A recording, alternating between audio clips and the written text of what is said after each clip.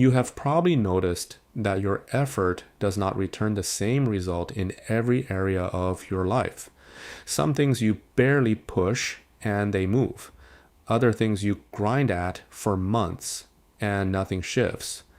Most people assume that means they are doing something wrong. The classical system has a different explanation entirely. I am Mr. Shu. I read the classical Chinese system of BaZi and Feng Shui for a living, and I apply it to the questions people actually care about. No vague monthly forecasts, no items to purchase, just the system, applied honestly. Today, we are looking at why effort compounds in certain areas of your life and seems to vanish in others, not as a motivation problem, as a structural one. Let us get into it. Most people respond to uneven results the same way. They assume the area that is not moving needs more input, more hours, more discipline, more force. And for some people, that works. For others, adding more effort into the same area produces diminishing returns that eventually reach zero. They end up exhausted, confused, and wondering why someone with less dedication seems to be accumulating faster. The classical Chinese system of BaZi does not treat this as a willpower question. It treats it as a direction question. In BaZi, your chart has a built-in output structure. That structure describes the channel through which your daymaster energy, your core self, converts most efficiently into real-world results. When your effort is pointed along that channel, it compounds. When it is pointed against it, it drains. This is not about being born lucky or unlucky. It is about whether your energy has a clear path out into the world, or whether it is meeting resistance at the structural level before it even reaches the result you are aiming for. The two elements the system uses to map this are called Xishen, the food god, and Shangguan, the herding officer. Both are output gods in BaZi. They are the bridge between what you carry inside and what you produce in the world. And most people have no idea which one governs their chart, or whether either of them is functioning at all. We are going to look at what a working output structure feels like, what a blocked one feels like, and how to tell which domain of your life is actually built to convert your effort, not with a full chart reading. With the patterns the system consistently maps across thousands of charts. The first thing to understand about output structure is what it actually means for your daily life. In BaZi, every person has a daymaster. That is the element assigned to the day you were born, and it represents your core identity, your natural mode of operating in the world. The chart around it describes what supports you, what drains you, and crucially, what your energy flows toward most naturally. The output. Gods sit in a specific relationship to your daymaster. The food, God Xishen, is the element your daymaster produces in a gentle, sustained way. Think of it as your natural creative output, the skill you demonstrate without being asked, the work you do that does not feel like effort from the inside, even when it looks like effort from the outside. The herding officer Shangguan is sharper. It is the same outward flow, but with more friction and more edge. People with a prominent herding officer tend to produce results through challenge, disruption, or ideas that push against convention. They often attract attention precisely because they refuse to operate within the expected frame. Both are valid output structures. Neither is better. What matters is whether yours is present in your chart and whether the environment you are currently operating in supports, hurts it, or suppresses it. Here is where it becomes relevant to your actual life.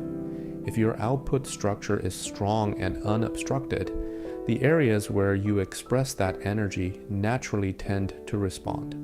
things move with less force than you expect. Connections happen faster. Opportunities find you rather than requiring you to hunt them. Not because you're lucky, because your energy has a functioning channel. If your output structure is weak, absent, or being actively suppressed by another element in the chart, effort in most areas will feel like pushing against a wall and you produce. But the production does not convert. You work, but the work does not compound. Think of someone who is genuinely talented at their job, consistently rated highly, always delivering. But their career has not moved in 3 years.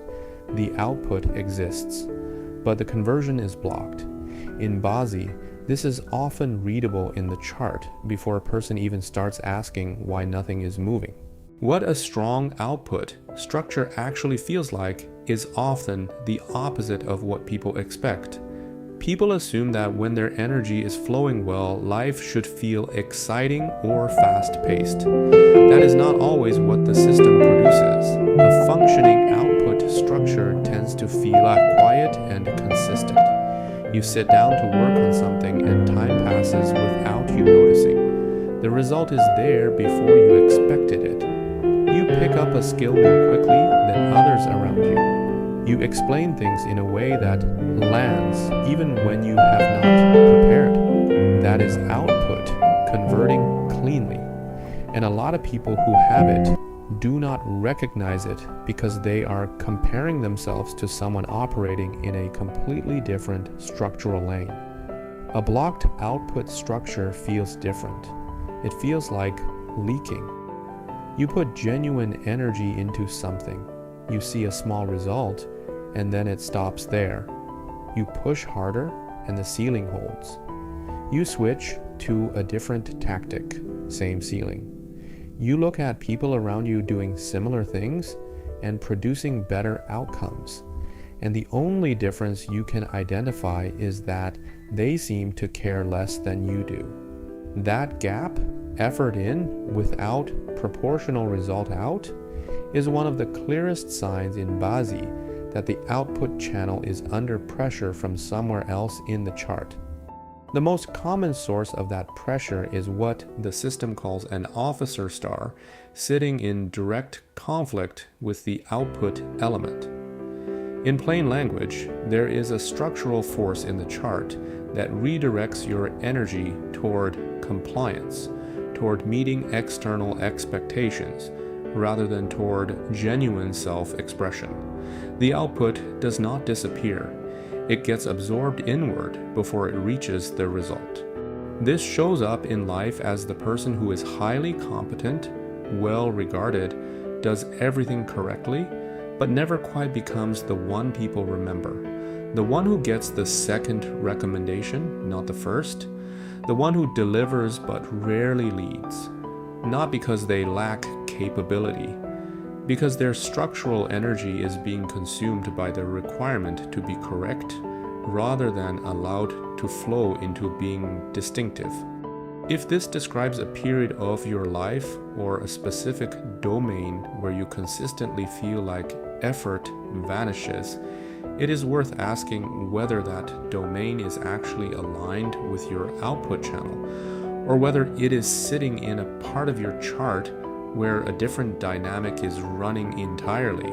The third layer of this is the most practically useful, which is how to identify which domain of your life is most likely to convert your effort efficiently. In BaZi, the chart is read across different life domains: career, relationships, creative work, wealth accumulation, health. Each of these is governed by a different part of the chart structure, and the output gods do not apply equally across all of them. For people with a strong food god structure, the domains that tend to convert best are those requiring sustained skill demonstration and consistent creative output. Think long-form work, teaching, writing, craft, systematic building. The food God produces slowly and deeply. It does not sprint, but it does not stop either. If this is your structure, the environments that reward patience and accumulated expertise are the ones that will compound your effort. For people with a prominent herding officer structure, the domains that convert best are those where unconventional thinking is an asset rather than a liability. Sales, performance, original creative work, roles that require persuasion under pressure.